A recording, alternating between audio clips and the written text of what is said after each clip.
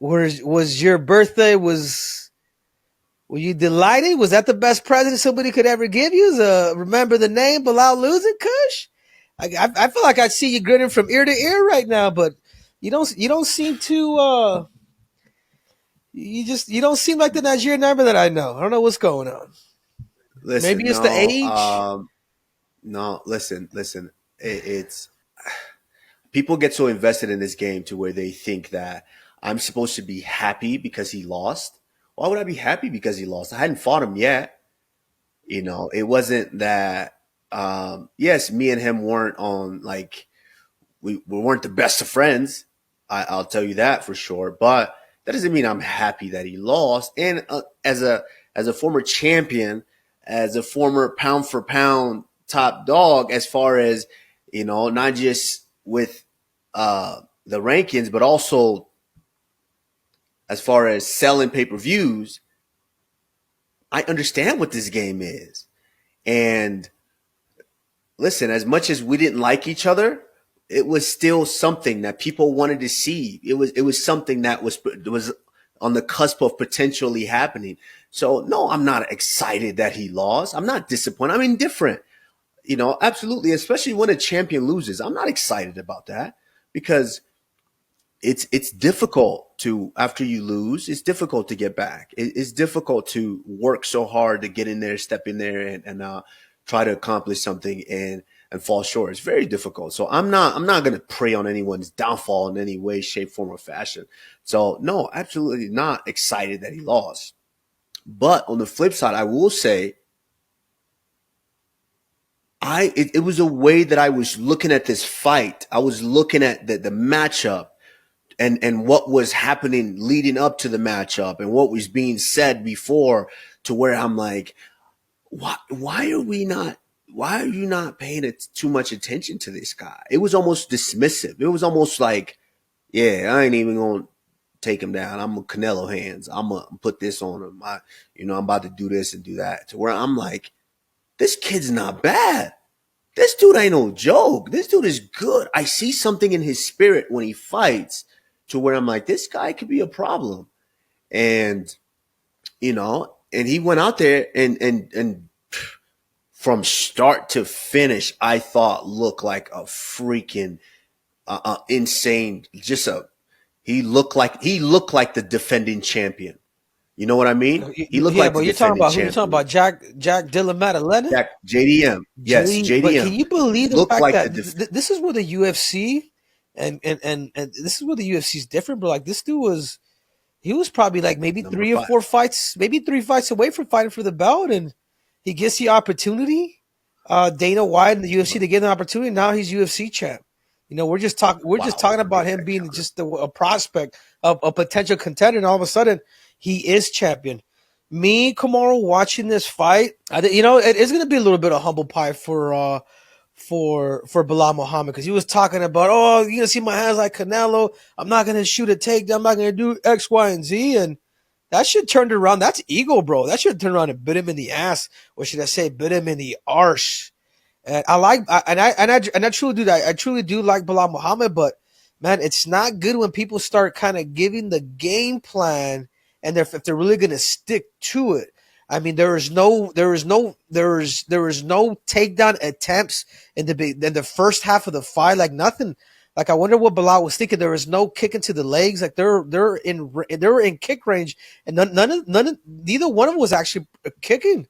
I thought JDM did a really good job switching to southpaw, peppering that jab, mixing high low to the body, to where he was able to catch Belal Muhammad, really confuse him of just the striking department, and just mixing it and just level changing all through that. Now that's something that you did very, very well, Kamaru. But I felt like you kind of came out of it. And I feel like if you can bring that back, kind of like, remember, and I've always told you this, but even when you and Israel Adesanya were like playing around and whatnot, dude, look at how your fake was able to make this dude sprawl. Like, you know what I'm saying? Like you're able to mess with somebody's nervous system, but as of right now, man, Bilal was just Bilal was just flat, and obviously JDM was just on, man, from his head movement to his jab, from his switching stance, and from the high low position, from really mixing his fighting, and he was able to get it. I had Bilal Maybe Kamaru win the fourth. That's it. That's the only round that I would say, okay, man, this round is Belal. The fight wasn't close, man. I thought the first judge had it right, 49-46. Am I wrong? I agree. Am I No, no, wrong? Am I no. wrong? I think you're right in that sense. To where, yeah, I don't think I think from the opening bell, JDM stepped on him and just did not let go, and Bilal tried to do a good job of. He showed a little bit of championship spirit in the beginning of not letting some of the stuff that JDM was throwing at him and not letting him bother him because he showed a little bit that, oh, I've been here before. It's okay. Eventually, this guy is going to fade, or this guy is going to do something out of character, and I'm going to take a switch of momentum, and I'm gonna capitalize. But no, because I feel like he didn't go to what he was used to going to. Like I've said before, Bilal's good everywhere. There's not really an area to where I'm like, oh man, that he's really great at that. He's good everywhere. But it was just, I felt like it was, I don't want to say it was an arrogance. I don't want to say that at all. But it was almost like, just kind of smirk off, just shrug it off. Oh, it's nothing. It's nothing. It's nothing. I'll get him. I'll get him. I'll get him. Next thing you know, it's round 2. Next thing you know, it's round 3. This guy's not stopping. He's not slowing down. Next thing you know, it's round 4. Then it's like, oh my, I really got to try to do something now, to where he wasn't really level changing. He wasn't really trying. He looked behind. He looked slower because JDM was just mixing it up so well, switching to orthodox, switching to southpaw, attacking the body, jabbing the body, mix, and just pop shotting. Like sometimes he would just kind of sit and just push it out. Boom. Like I said, he's very, very good at controlling his tempo, controlling his It's pace. composure. Bilal hit him with some good shots. And he Yeah. didn't even move. Nothing changed. He just kind of slipped it. He stayed in. Man, it was a complete performance. He looked like the defending champion. And I want to take anything away from Bilal. Bilal stayed in there.